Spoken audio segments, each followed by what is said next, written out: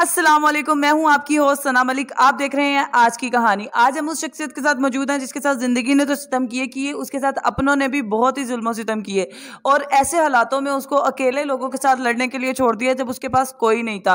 और ख़ास करके जब आप घर के सबसे छोटे बच्चे हो तो आप पे क्या गुजरती है लोगों के जुल्मों पर, ये सिर्फ आप ही जान सकते हैं। चलते हैं उस शख्सियत की तरफ और मिलवाते हैं, आप करवाते हैं आपको उनसे रूबरू। अस्सलाम वालेकुम। वालेकुम अस्सलाम। जी, आपका नाम? आयशा। आयशा, आज आप यहाँ पे आई हैं, जिंदगी में क्या कुछ हुआ, इस मुकाम तक कैसे पहुंची? फैमिली की वजह से। क्या किया फैमिली ने? ज़बरदस्ती शादी करवाई थी और उसके बाद कोई स्टैंड नहीं लिया था कि वो मेरे पे तशद्दुद करता था। उन्होंने किसी चीज़ का भी कोई स्टैंड नहीं लिया कि हाँ भी क्यों इस पे कुछ मारते हो या तशद्दुद करते हो। तो बस यही सीन था, तो उसके बाद मैं अपने घर से आ गई थी। क्या एज थी आपकी जब आपकी शादी करवाई और क्या वजूहत बनी कि आपकी शादी इतनी जल्दी करवानी पड़ी? 15 ईयर्स मेरी एज थी और बाय चांस ही रिश्ता आया था मेरी चचाजाद कज़न की तरफ से, उन्होंने भेजा था। तो फैमिली ने मेरी स्टडी छुड़वा के मेरी शादी कर दी थी। 1 मंथ के अंदर अंदर ही रिश्ता पक्का किया और शादी कर दी थी उन्होंने। मतलब कि 18 साल तक होने का वेट नहीं किया उन्होंने, 15 साल में ही आपकी शादी कर दी। क्या आपने कुछ इस तरह का किया था कि कोई गलती हो गई थी आपसे, या स्कूल लाइफ में कुछ इस तरह का हुआ था कि आपका अफेयर वगैरह घर वालों ने देख लिया और उन्होंने कहा जी इसकी शादी कर दें? नहीं, स्कूल लाइफ में अल्हम्दुलिल्लाह मेरा ऐसा कोई सीन भी नहीं था और स्कूल हमारा ऐसा था कि वहाँ पे हम किसी लड़के से बात नहीं कर सकते थे, हमें अलाउ नहीं था। तो स्कूल लाइफ में तो कोई अफेयर भी नहीं था और घर में हमारा ये सीन है, हमारा गांव है और वहाँ पे एक लड़की घर से बाहर अकेली नहीं जाती। अगर जाती भी है ना तो उसमें फुल होता है पर्दा। हमारे फैमिली में ख़ानदान में पूरे में यही रिवाज है। तो ऐसा तब कोई सीन भी नहीं था। हाँ, एक गलती हुई थी, मैं पुलिस स्टेशन गई थी अपनी खाला के सिलसिले में। उन्होंने मेरे पे हाथ उठाया था और मुझे बहुत गंदी गाली दी थी, तो मैं पुलिस स्टेशन चली गई थी। सो ये गलती हुई थी, इस गलती के पीछे उन्होंने मेरी शादी कर दी थी। मतलब कि जब आप अपने राइड पे लड़ रही हो तो आपके घर वालों ने ये नहीं देखा कि आप अच्छे के लिए लड़ रही हैं या बुरे के लिए लड़ रही हैं, उन्होंने बस आपकी शादी कर दी? हाँ, मैं जब पुलिस स्टेशन गई थी मेरे भैया मेरे पीछे आए थे। मैं, हालाँकि उन्हें ये था कि मैं किसी के साथ गई हूँ, लेकिन मैं डायरेक्ट पुलिस स्टेशन ही गई थी, मुझे पुलिस स्टेशन लेके चले गए थे। वहाँ पे मैंने अपनी खाला के बारे में बताया तो खाला लोगों ने उनको बोला कि इसकी शादी कर दें, ये अब बहुत बागी हो गई है। तो फिर भाई ने भी कुछ नहीं पूछा मेरे से कि हाँ भाई तुम, पहले पुलिस स्टेशन में भाई ये स्टाम्प पेपर पे लिखवा के आए थे कि मैं अपनी सिस्टर को अपने साथ ले जाऊँगा, अपने पास रखूँगा, इसको घर पे नहीं छोड़ना, इसे सब मारते हैं। ये बात मेरा भाई भी एग्री करता है, मानता भी है। लेकिन उसे खाला लोगों ने कुछ ऐसी बातें की तो वो मान गया शादी के लिए, तो उन्होंने मेरी शादी करवा दी थी फिर। मतलब जिनसे आपकी शादी करवाई आप उनको जानती थी? जानती थी, मेरी सिस्टर है, मेरी सबसे बड़ी सिस्टर, वो वहाँ पे ही हैं, उनकी वहीं पे शादी हुई है, उनके ज़रिए मैं जानती थी। लेकिन मैं उसको मतलब हमारा ऐसा कोई रिलेशन भी नहीं था, मैं उनके घर जाती भी थी, वो मुझे सिस्टर बोलता था तब। लेकिन बाय चांस उन्होंने रिश्ता भेजा, भाई ने कुछ भी नहीं देखा कि मेरी बहन पढ़ रही है, वो पढ़ा लिखा नहीं है, ऐसा वैसा कोई भी सीन नहीं उन्होंने किया। उन्होंने कहा कि हाँ भाई इसकी शादी करनी है तो बस इसी से करनी है। कभी ऐसा नहीं हुआ इस 1 महीने में जब उन्होंने शादी तय की हो, आपने उनसे माज़रत कर ली हो कि चले मुझसे एक गलती हो गई है, मुझे ज़िंदगी में कम से कम इतनी बड़ी सज़ा तो ना दे कि मैं अपनी ज़िंदगी के फ़ैसले किसी और के हाथ में दे दूँ? माज़रत की थी मैंने, बहुत दफ़ा की थी, भाई ने माफ़ भी कर दिया था। तो लेकिन उन्होंने कहा कि नहीं अब शादी करनी है। मामा मामा मेरे आगे रो पड़ी थी, उन्होंने कहा कि हाँ कर दो मेरे लिए। तो मैंने सिर्फ़ अपनी मम्मा के लिए हाँ की थी। ये कुछ माँ जो होती है एक बेटी की बेस्ट फ्रेंड होती है, और जब माँ ही बेटी को ये सब करने के लिए कहेगी तो उसने किसको बताना है? एक वाहिद माँ होती है जिससे बेटी अपनी ज़िंदगी की तलखियाँ, अपनी अच्छी बुरी सब आदतें उसके साथ शेयर करती है, और माँ ने जब ये फैसला करने के लिए कह दिया तो उसने किसको जाके कहना है? खैर, इस फैसले के बाद शादी हो गई। जी, शादी हो गई थी। शादीशुदा ज़िंदगी कैसे गुजरी? बहुत अजीब थी। शादी की सेकंड नाइट में ही उसने मुझ पे हाथ उठाया था, मुझे मारा था। मैं अपने यहाँ, हमारे में ऐसा होता है हम फैमिली में कोई बात नहीं बताते, जो ससुराल की है वो ससुराल तक ही रहती है। मैं अपने ससुराल में ऐसी थी कि मैंने कभी, घर में मैं सबसे लाडली भी थी, सबसे छोटी थी, मैं घर का कोई भी काम नहीं करती थी। लेकिन ससुराल में मैंने जाके हर वो काम किया था जो कभी मैंने, मेरी मम्मा ने मुझे हाथ नहीं लगाने दिया, जिस काम को, सिर्फ स्टडी में हमारी तवज्जो होती थी। वहाँ हर काम किया, लेकिन फिर भी मुझे यही ताने मिलते थे कि तुम कुछ करती नहीं हो, तुम्हारी मम्मा ने तुम्हें कुछ नहीं सिखाया, तुम्हारे भाइयों ने तुम्हें तरबियत नहीं दी, तुम किसी की इज़्ज़त नहीं करती। हर बात का ताना मुझे मिलता था और वो बात बात पे अपनी अम्मी की बातों में आके मुझे मारता भी था। 2 दफ़ा तो उसने मुझे जान से मारने की कोशिश की थी, मैंने नहीं बताया। तीसरी दफ़ा उसने मम्मा के सामने गला दबाया, तब सबको पता लगा कि ये ऐसे मेरे साथ करता है। लेकिन तब भी किसी ने स्टैंड नहीं लिया, तब भी सबने यही कहा ये तुम्हारे साथ जो भी करेगा तुमने इसी के साथ रहना है।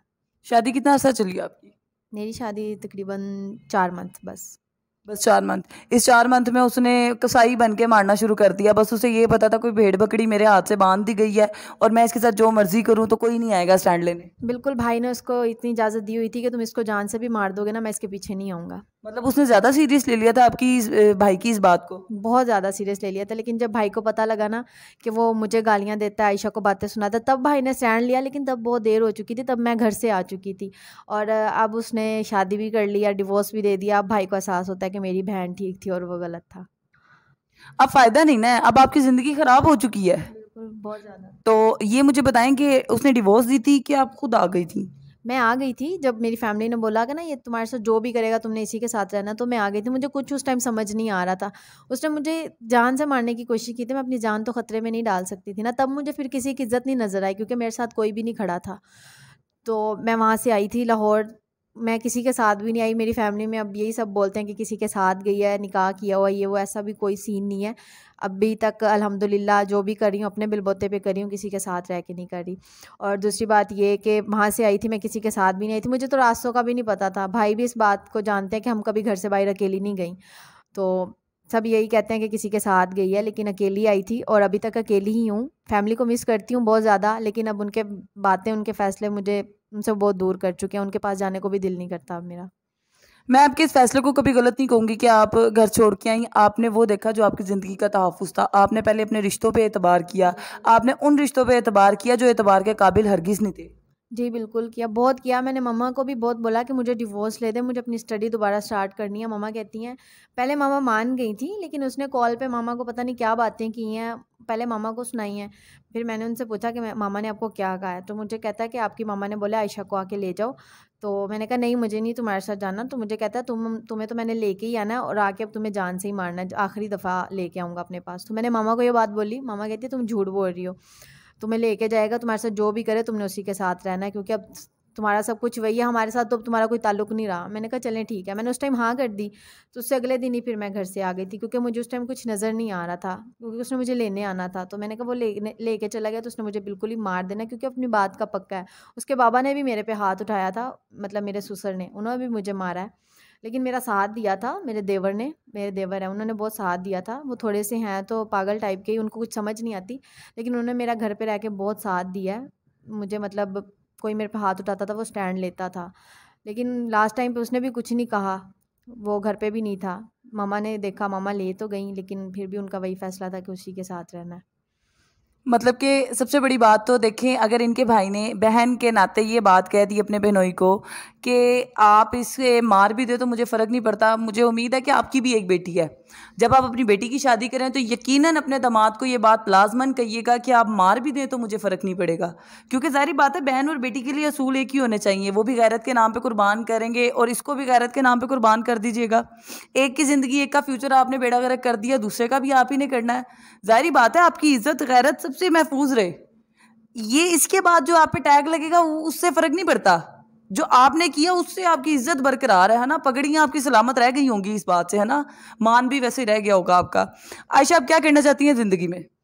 फ्यूचर बनाना है, इंशाल्लाह स्टडी स्टार्ट करनी है। और बाबा का ख्वाब था कि मेरी कोई बेटी मेरी तरह बने। अल्हम्दुलिल्लाह मेरे बाबा पूरे गांव के, मतलब वो सरबराह थे। तो मेरा है शौक़ कि मैं स्टडी स्टार्ट करके अपनी दोबारा से स्टडी कंप्लीट करके इंशाल्लाह आर्मी ज्वाइन करूँ या पुलिस। तो मेरा यही ख्वाब है और इंशाल्लाह मैंने अब यही करना है, अपने पाँव पे खड़े होकर दिखाना है भाई को भी और पूरे ख़ानदान को भी, जो इस टाइम बातें कर रहे हैं कि वो निकाह कर चुकी है और किसी के साथ गई थी। तो इन बातों को मैंने झूठ ही कहना है सबको। मतलब उनके सामने ये साबित करना है कि मैं कुछ बनने के लिए आई थी और अल्हम्दुलिल्लाह मैं बन भी चुकी हूँ। इंशाल्लाह ताला हम दुआ ज़रूर करेंगे कि आप अपने मकसद में कामयाब रहें और जितने लोग आप पे बातें करते हैं कल को वो आपको हैरानगी से और फ़ख्र से खड़े होकर देखें, चाहे उसमें आपके घर वाले हों चाहे बाहर वाले हों। बिल्कुल। और आपके भाई के ऊपर मैं सिर्फ एक ही बात कहूँगी कि बाप की सरबराहट इस तरह नहीं संभाली जाती। बड़े भाई जो होते हैं बाप की जगह होते हैं और बाप का मुकाम लेना इतना आसान नहीं होता। खुदारा अपनी बेटियों की इज्जतों को और अपनी गैरतों को संभालने के लिए इस तरह के फैसले ना करें। बहन भाइयों का ही इखलाक रखें, भेड़ बकरी ना बनाएं उन्हें। अपनी होस्ट को इजाज़त दीजिए। आपकी होस्ट सना मलिक। अल्लाह हाफिज़।